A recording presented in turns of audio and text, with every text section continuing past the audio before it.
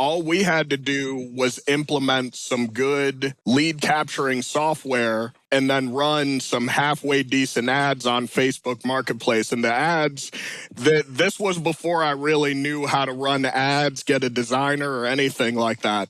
What I did was I went into Canva, I got a picture of a casket, and I put a red thing across the top of it that just said "Attention Seniors," because we were selling final expense life insurance that's designed to cover burials. So,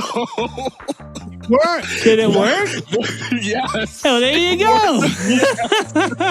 It worked amazingly. Most people think saving money is the answer, but the truth is, saving only gets you to zero. Join Mike and Zach as they flip the script from saving to earning, from zero to unlimited potential. Welcome to Save to Zero. Hey, everybody. Welcome to episode number 17 of the Save to Zero podcast. Today, we are very lucky to have on Charles Craggett. He is in a mastermind with me, and he is a marketing automation expert, and he is going to share some information on that. And he's going to talk about not trying to save money, but trying to grow, because that's what it's all about, right? You can only save to zero, but you can grow infinitely. If you don't believe me, look at Mr. Musk. He is growing infinitely for sure. And other than the fact that my buddy here, Charles, has an ugly hat on and that he has photobombed me at events before, I think he's pretty much a good guy. So, for the most part. Charles. You guys gotta stop making it so easy for me.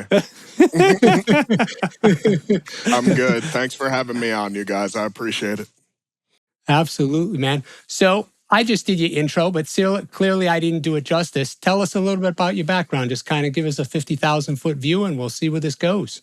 For sure. I'm Charles. I am the owner of Become the Authority. We're a marketing automations agency.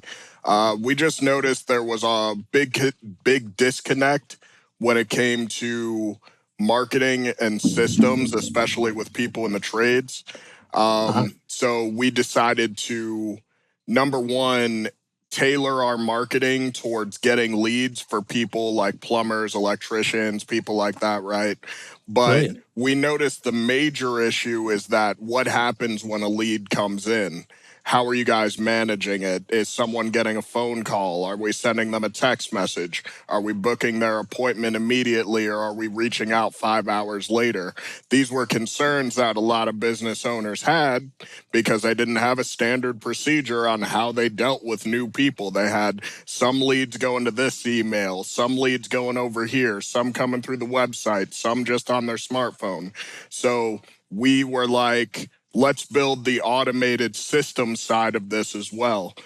So we build custom CRMs for all of our clients to better handle customer intake and just walk them through that journey of going from brand new person who's just getting exposed to your business to repeat referral customer who's sending you referrals and leaving Google reviews on your behalf. Wow, that is a lot to unpack, and that is very cool. No, you hit on something there that I heard Alex Hormozy, who I listen to all the time now, talk about, and he said it's the speed to lead. Yeah, 100%. How quickly are you getting to that lead, and how long are you letting it sit there? Because when it comes down to it, and clearly you can correct me if I'm wrong here, with this being the Amazon age where sometimes you get same-day delivery, and you want stuff right away, if you don't get to that prospect very fast, they say the heck with you, and they're moving on to the next 6 people that show up. Am I right or am I wrong? No, you're 100% right, especially in this age where you're incentivized to move to the next person, right? Like the sites are set up, okay, well, here's the next person you can talk to. Here's the next person you can talk to. Here's the next person you can talk to.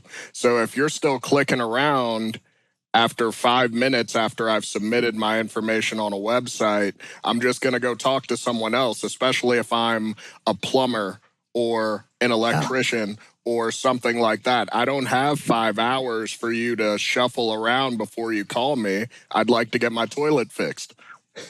Yeah, I think You know? it started with Amazon, and then people, I think, got impatient, and it spilled into everything else. Like if you buy something on a website that's not Amazon and it says it's going to take 3 days to get there, you get annoyed. And I think it's just bled into everything else. And it's interesting because I found out in the last couple of months that Alex Hormozy has taken on a partner. And he said, kind of on a side note, the reason he took the guy on is because Alex said, I've never built $1 billion business. He's built 2. But that a side note. I heard him on his podcast. He has his own podcast, his partner, and I don't remember his name off the top of my head. I'm going to have to remember it for the next time. But what he said was that he actually has stopped watching YouTube shorts because he found out it was decreasing his attention span. Interesting. And this is a brilliant guy. And he said, I actually had to stop watching them. So to go along with what you said, Zach, that Amazon started it where we want stuff right away, it's affecting everything. It's just amazing. So Charles, give us a kind of an overview of how it looks, because that sounds like a very sophisticated system. And my second company was blue collar. I had a restoration company. We used to do 250 jobs a year, give or take. And our system was not automated by any means. Give us an idea from a 50,000-foot view what that looks like for a blue collar guy. So it looks like, number one, making sure that you're extremely visible online, whether it's on social media, Google, the AI search engines, Google My Business, etc. You need to be visible online, right? So that's step one. Now, step two is lead capture, right? Because someone clicks on your website, gets to your page, gets to your social media, whatever, they're interested in working with you. How do we capture their information? Well, we need to have a simplified form that gathers all of their stuff and that immediately sends them a text message that confirms, hey, we have your stuff. That at least lets people know the ball is rolling, right? Next, depending on who the client is, some clients, they want the full automated experience and will actually implement an AI agent that will call the customer and attempt to book the appointment. But in other situations, just the text message letting them know that we're coming is enough. And the text message actually prompts them to start answering all of those common estimate questions that you need before you book an appointment. So whether we're calling them, whether they're talking to a chat bot, whatever, the process of the booking is happening.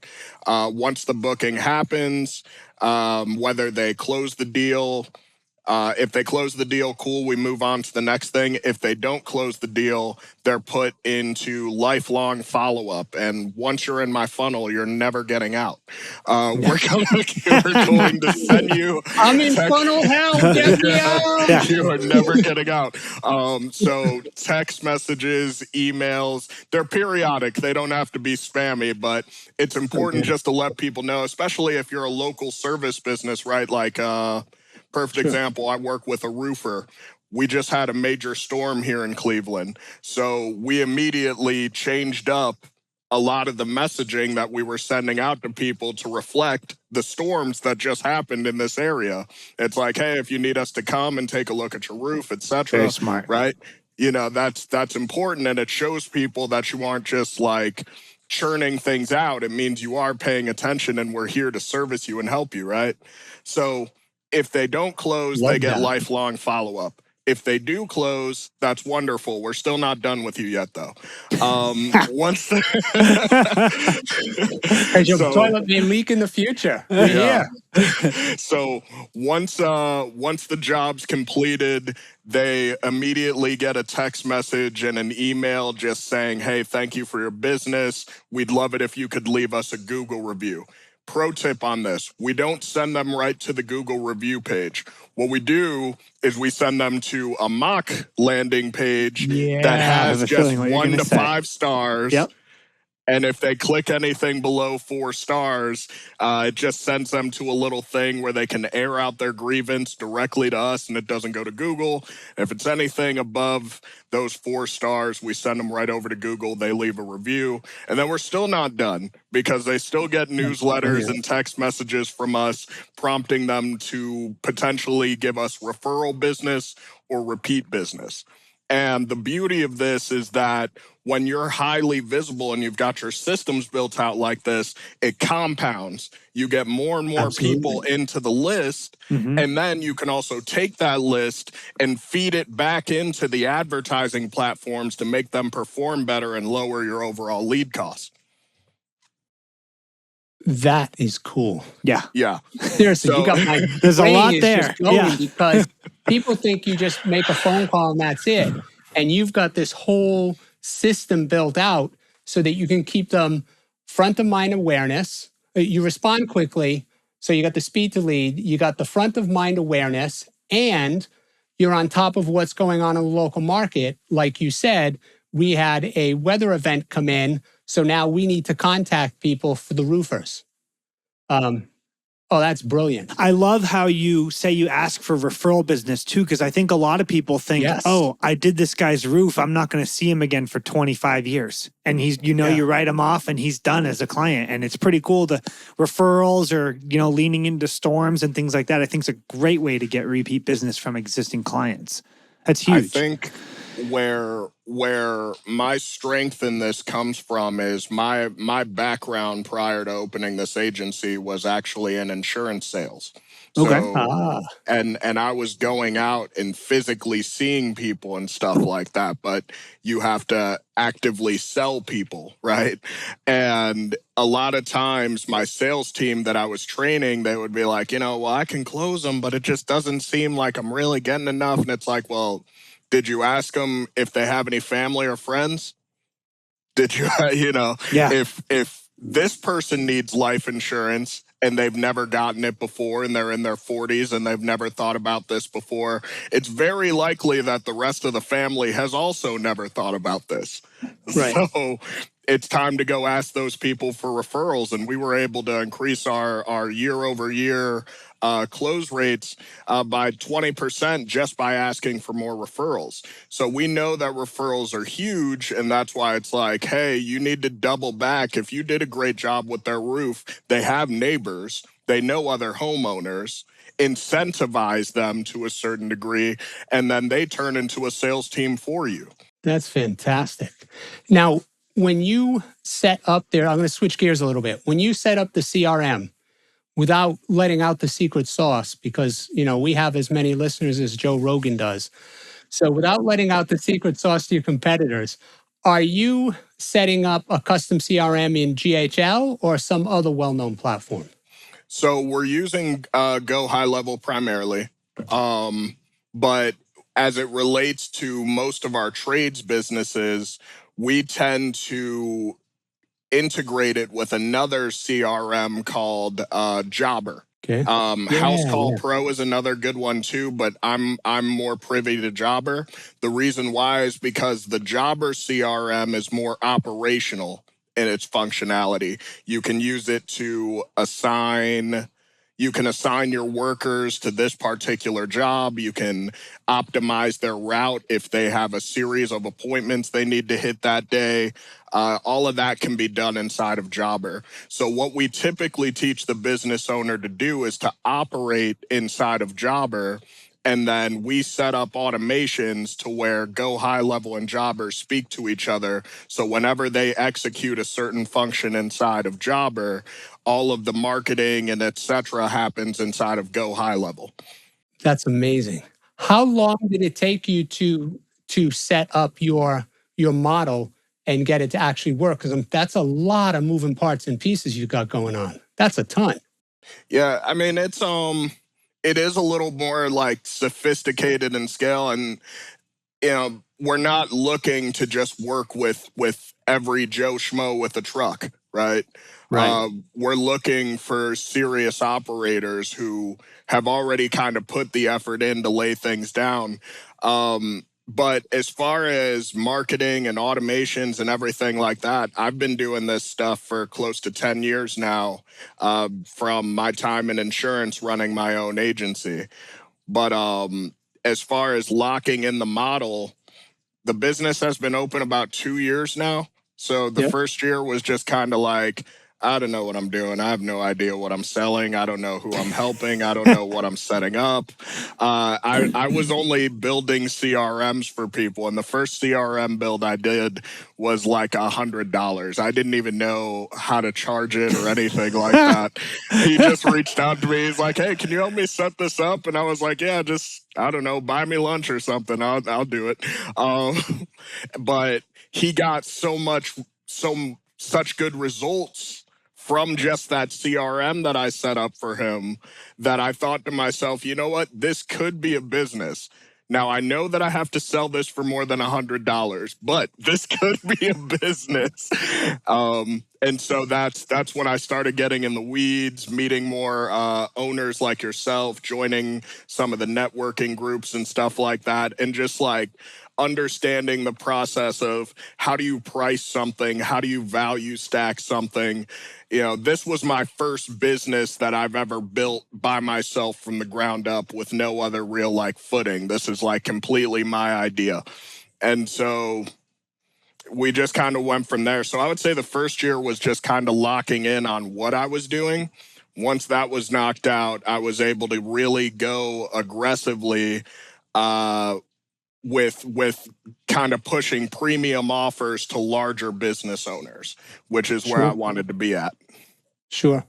Well, I think it's really smart that you won't work with just any Joe Schmo, because what I find happens is if somebody spends money on something and they don't put effort into it, they blame the something and they don't blame themselves for not putting the effort into it.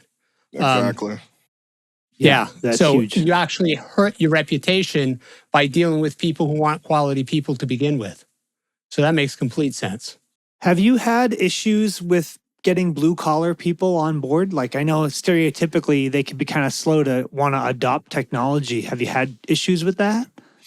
Yeah, 100%. But, you know, what in business, you're a professional problem solver. So that's just another problem to solve. So for me, I realized that I could sort of bridge the gap because for a lot of blue collar guys, they've either been burned by agencies before or they've just never invested in this stuff and they don't really know where to get started, what's a good deal, what's a bad deal, et cetera, right? And then there's also the people who they have all these different pieces of software, but they're not very tech savvy. So they don't know how to make sure that their systems speak to each other. So we're able to come in with a really unique proposition where it's like, hey, look, we're going to handle all your marketing. All of that is good and fine. But I noticed that your internal systems are also a mess and the marketing cannot perform at its full capacity. You won't get the value that you're looking to get out of running these ads if your system is crap. So let us come in and show you how to clean up your system, how to use these softwares, tighten everything up so that when you start spending money on these leads, you're actually getting the returns that you're supposed to get as opposed to sitting there like, oh, these leads are so expensive. You know? That makes a lot of sense. Yeah, why get a bunch of leads if you don't have the back office to handle it? What's the point? And most of them don't, and that's why they feel that they've been burned by marketing agencies, or they feel like they've been burned by. But it's like, hey, yeah, maybe that person was overcharging you and they weren't helping you close deals, but your systems were not built out to close deals in the first place, and so.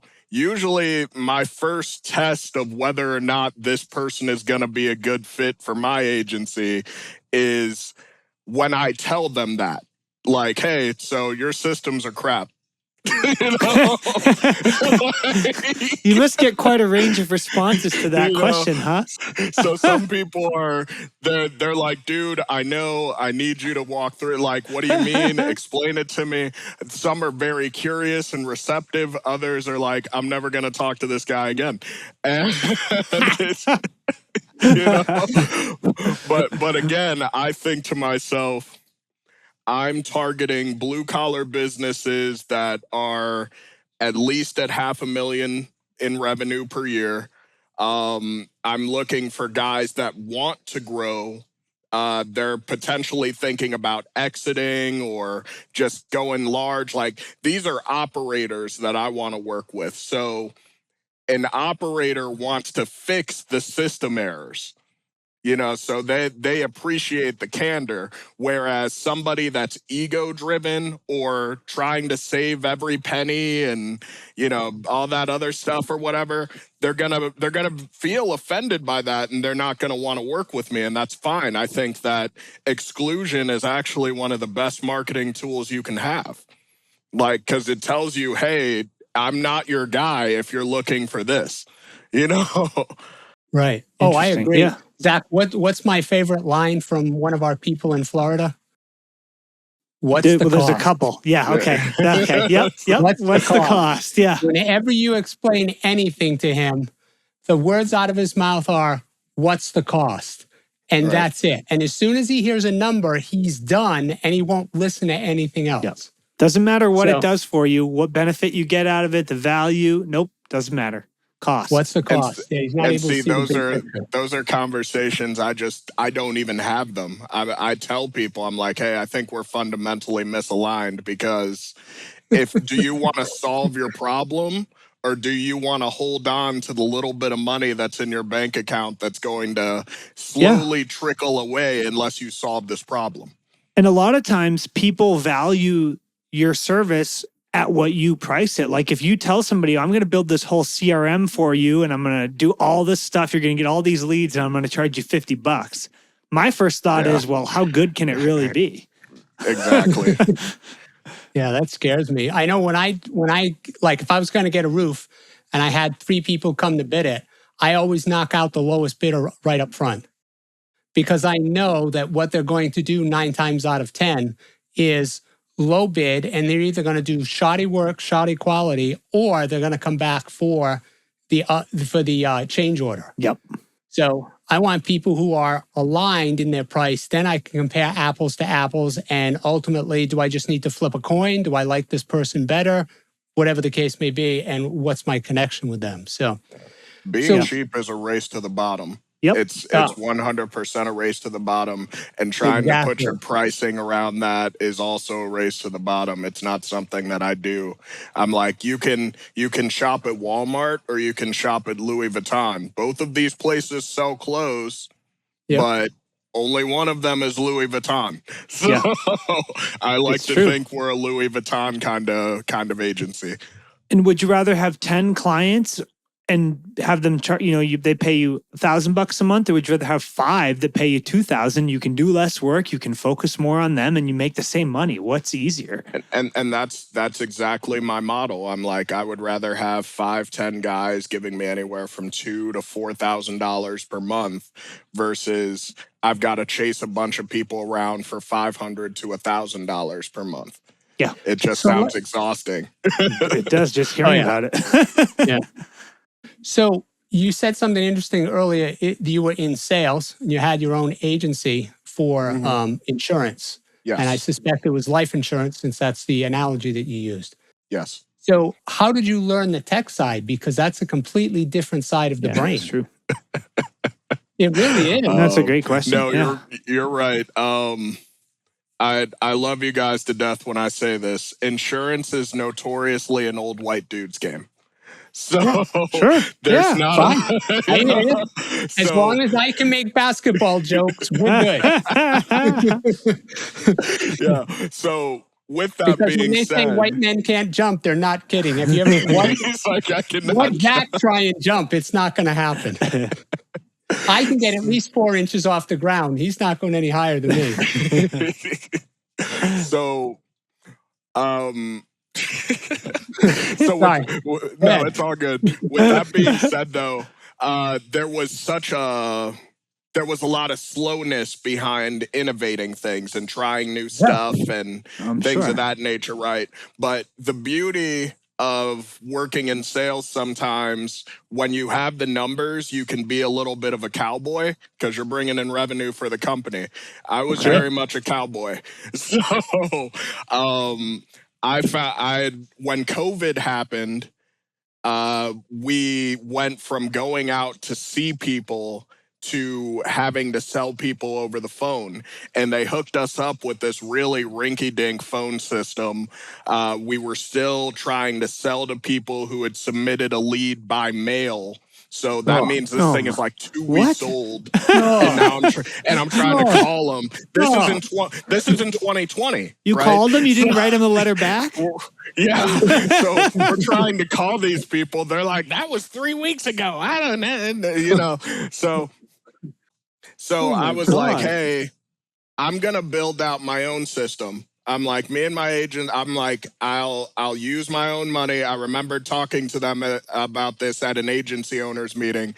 I'm like, look, I will pay for it. I don't need any additional support from you guys in order to build out this framework, this system. I'll test the CRMs. I'll test the advertising. I'll do this. I'll make sure it's compliant, etc.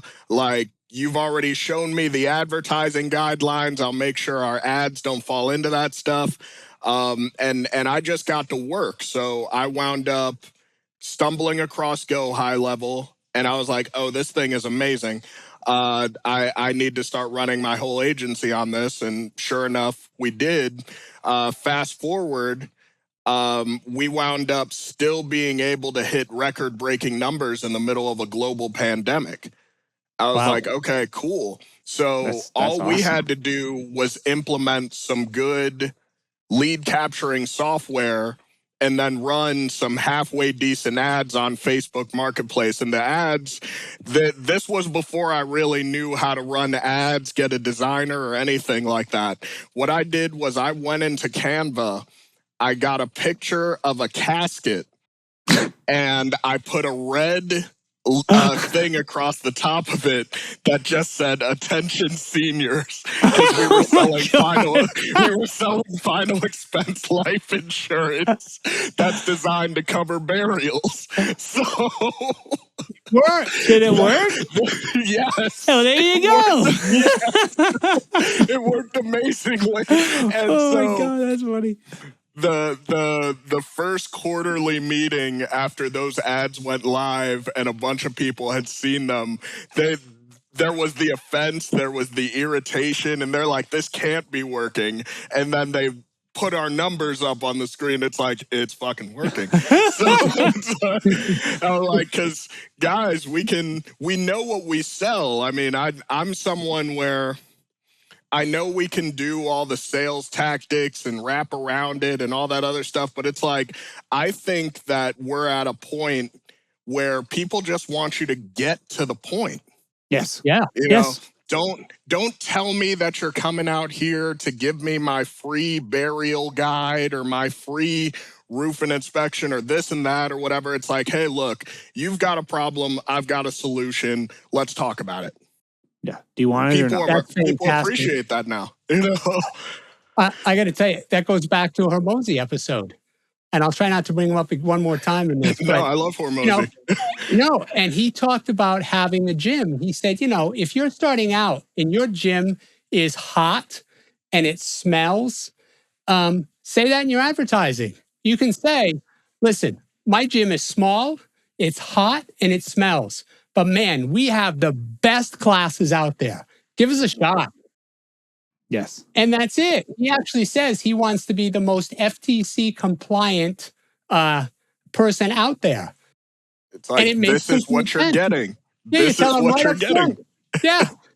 Yeah, there's no bait and switch here. The place smells and it's hot. But man, are you going to be ripped when you're done if you take 30 days of our classes. Yeah. Okay, I can put up with that. I'll deal with that. Thanks. Because now you believe everything after that. You believe everything they tell you because you told them the bad stuff up front. Yep.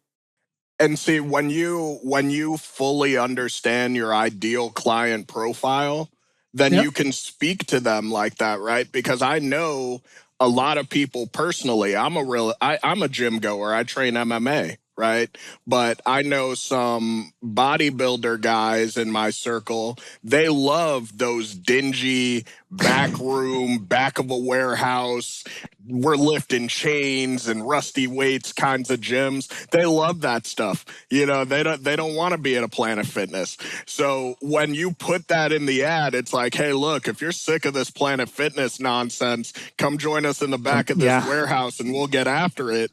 You're gonna find your ideal clients and they're gonna be loyal to you. You know? Yeah, that's a great way to phrase interesting. Yeah, it's funny you say that because when I was in college, my first 2 years of college, I went to the gym a lot, and it was a boys' club that had a small men's division upstairs, and there were no women, there was no tight spandex, it was just a bunch of smelly, sweaty guys working out, and I benched 115 pounds more than I weigh when I maxed out because you get in there, there's nothing else to do but lift weights. Yeah, right. There's nothing else to do, and I'm out. Yeah. You're not going to hang around like Planet Fitness and eat pizza when you're done. and eat Tootsie Rolls and pizza, yeah, exactly. You're out the exactly. door. That's funny. So where are some of the places that you go to meet people that would be potential clients for you? I know you said you do some networking. So I've recently joined a couple of networking groups, Deal Makers Alliance. I go to real estate events around my city because typically where real estate people are, there are contractors there. And, Sure, that's smart. Yeah. I like to stay in contact with a lot of people who are in the real estate space. They can consistently introduce me to people. I've got a light affiliate program going where if someone refers me a client, they'll get a percentage of their upfront initial retainer, and then they'll get an ongoing monthly for referring me. Very nice.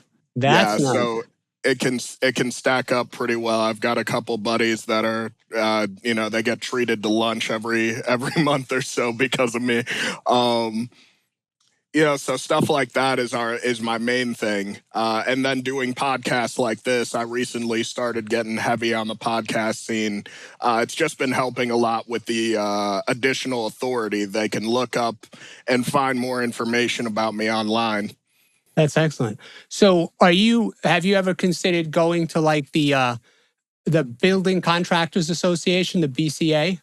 Because what they will generally do in your area is they'll have a remodeling part of it as well. That's part of the BCA, and that's all remodelers. And those guys are definitely, I think, in your wheelhouse. Now, do you work? I take it because you're working on the computer and stuff like that with the apps, that you could do this anywhere in the country. You could theoretically do it anywhere in the world. Yeah, and I've taken advantage of that a few times actually. Just recently, I actually spent a month in Thailand kickboxing. Oh, nice. Nice. And I was able to run the business completely remote. I had to wake up at 2 a.m. to be in America at 2 p.m., but it was worth it. I was in Thailand. So good for you. But yeah, theoretically, yes, I could do it from anywhere in the world. The only caveat I have for that right now is that I do offer an in-person social media service. Me and a videography team actually come out to job sites and everything like that once a month and help them record content and then post it on their behalf. So we'll film it, edit it, post it. And like I said, we're just big on max visibility. Yeah, So we know that if we can stack a bunch of wins for you in a variety of different channels, all funneling down into one place, you're going to get the results that you're after. You're going to exceed those results. And as a result, we're going to be sticky. It's going to be worthwhile to continue working with us. Then you factor in all of the custom automations that make their software speak to each other. They're like, man, what did we do before Charles got here? Because I toot my own horn. No, seriously, though, that's pretty amazing. You hit on something because I know there are a fair amount of people out there that will help you with your social media, and they work on that. But you're not only doing the front facing, you're doing the behind the scenes stuff too. So you're pulling it all together in one location. Because for me, that's one of the things that annoys me is when I've got to put all the pieces together and this person has to talk to this person to talk to this person. You got everything under one roof. Now I can come to one place and tie it all together. Someone in the DMA called it a fractional CMO model. And that's probably a good way to describe it. I hadn't thought of it that way, but that's exactly what I do. If you have any concerns about any realm of your marketing, you come and speak to me, Charles, and I'll handle my team. You know? Well, you said something about the DMA. Have you made a connection with the guys at Blue Collar Millionaire? I'm in the group. I haven't been to any of the events or anything like that, but I just became aware of them maybe in the last 3 months. I've just been poking around on Facebook with them. Okay, well, they have 2 levels. I understand. From what I understand, I don't know deep detail about the levels, but I believe there are 2. I think there's a free and a paid. Okay. And as you said before, the free is generally not worth it. You got to pay to get your worth out of it. But both Kevin Marin and Chris Garrison are great guys to know on a professional level and on a personal level. They're just really good guys, and they care a heck of a lot about what happens in their community. They put out some great content, and I know Kevin just sold his blue collar business, and was it the Gutter King? Yeah. And then you got Chris, who's doing multiple different things, but I know he has a restoration company. He and I connected because I had one for 13 years before I smartened up and got out of it. So let me talk about the personal stuff. Tell me about this MMA and going to Thailand. Did you bring your family with you? Did you go on your own? What's around that?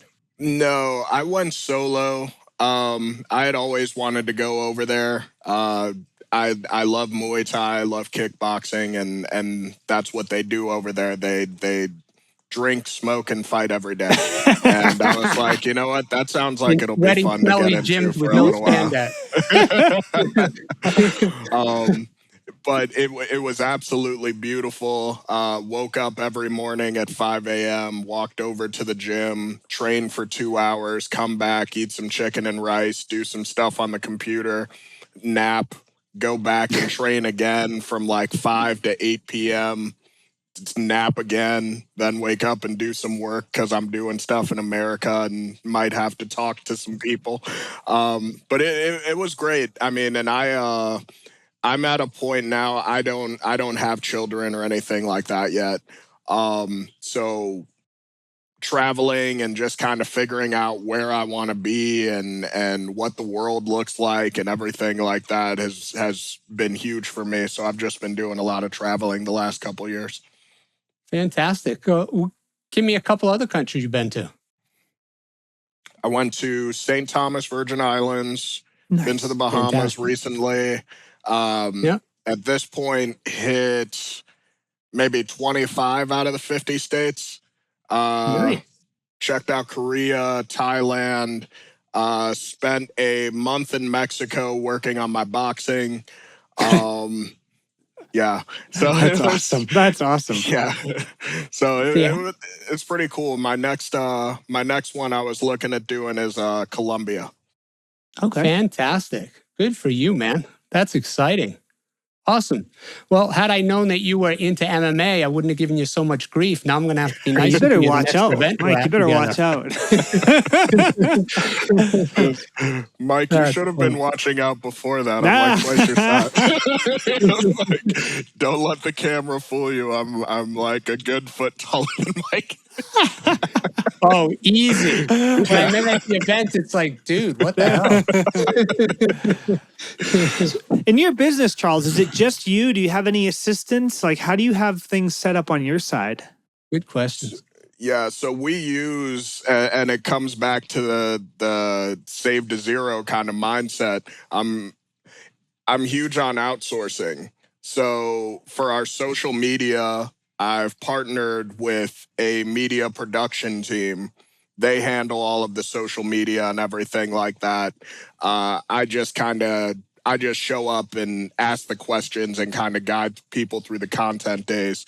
And if I don't have a contractor helping me out with it, I have some sort of AI agent that I've built to manage it, or some sort of automation that handles it. Perfect example, if we onboard a client, once they fill out their initial document, all of that information is taken and it immediately creates their Go High level account, and it starts the process of training a mana spot on all of Okay. their information. So that, and then we go in and we refine that mana spot, and it helps with a lot of the individual fulfillment. Brilliant. I love it. Do you have any offshore employees as well? I've got a couple people in Pakistan that help me with a few things, and one guy in India that'll run through a brick wall for a chicken biryani for me. So I love that dude. He's awesome. That's funny. So for people who aren't familiar with offshore employees and aren't sure where to start, how did you go about finding them? So in this case, I found those guys on Fiverr, and I wound up actually lucking up because they were quality contractors. One is a graphic designer. One is an automations builder for when I get the automations that I have no idea how to build. I'm like, yeah, this is above my pay grade. I know we can do it. I just don't know how. And so he helps me out. And then I've got another person that does like some light video editing from time to time for me. But I found all of these people on Fiverr. I think that Fiverr can be a great resource for finding good people, but you have to be very clear with your expectations. You know, a lot of people are like, oh, well, you know, I need someone to make me a logo. Okay, well, what color is the logo? Do you want it to be large? Do you know, what kind of business do you run? Like, you have to think to yourself, you're communicating with people whose English is their second language. Yep. They're really just there to fulfill a service, right? Like, you're the visionary of your company. You should know what it looks like. They're there to execute. So you have to delegate correctly. And if they come back and they just kind of give you half of what you thought you were going to get, you have to look at yourself and say, did I ask for the right stuff? So it's also a matter of communication. And that's why, and it's the same thing with AI. AI is really a great measurement of how well you can communicate and delegate tasks. Because if you don't have the literacy and understanding of how to actually delegate a task, or how to properly delegate a task, there's no way you can talk to an AI bot and say, hey, can you help me do this, this, this, this, and this? Because you don't even know what it is that you want. That's a great point. That is an excellent point, man. I love that. Yeah, everyone's gotten frustrated with AI before. And I mean, sometimes, yeah, you tell it to do the same thing over and over and it just can't get it right. But sometimes you get frustrated because you're having a hard time articulating what you're trying to do. And then it's not giving you what you want. Of course it's not. Because one of the pro tips I tell people with AI is that if you don't know how to do something, you can actually ask AI to walk you through how to do the thing. Yep. I was like, how do I remember when I first downloaded Manus, I was like, tell me how to connect this software with you. What is the best possible way for me to do that? Yep. And it was like, oh, you could do it like this. You could do it like that. You could do it like this. I was like, great. Let's walk me through option one like I'm 5. Is literally what I told the bot. And step by step, we went through the process of connecting my software with Manus and teaching it the right things that it needed to know. It actually, I made it interview me. I'm like, ask me all of the things you need to know to fulfill the task. And it proceeded to interview me and ask me questions one at a time. I filled out in graphic detail what I needed done. It sent me a project brief. I approved it, and then Manus was off to the races doing what I needed it to do.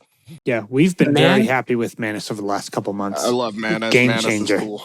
Yeah, it's You huge. just kind of blew my mind a little bit because I have run into some problems with it, and you just pointed out to me, I'm not asking the right questions. I'm not giving it the proper information. It's my fault. It's not Manus's fault. Yeah, because Manus is highly intelligent. It's highly intelligent, and the use cases for it, people are still actively discovering use cases for it right now in real time. Yeah, Right. I don't doubt that. Yeah. Interesting. Great. Okay. Well, we've taken up almost 45 minutes of your time. Before we log off, I want to thank you very much for coming on. What is a good way for people to get a hold of you? And we'll put the stuff in the show notes. Okay. If you want to find me on Facebook, you can just search my name, Charles Craggett. I'll be sitting there next to a tiger. It's true. Yeah. If you want to follow me on Instagram, it's charles.nwm.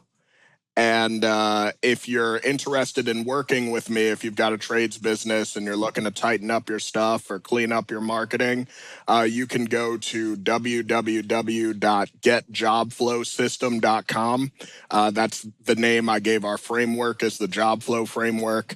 And we'll do a marketing and systems audit for you, where we'll try to contact your business, show you all the areas where you're probably losing leads, and create a custom marketing and systems proposal for you that you can either implement yourself or hire us to do. Awesome. So, fantastic. Yeah. Getjobflow.com. Okay. Put that in the show notes. Fantastic. Yep, it'll be in the show notes. All right, Charles, thank you very much for your time. This was a blast. I really enjoyed it. I appreciate you guys having me on. Thanks again, guys. Absolutely.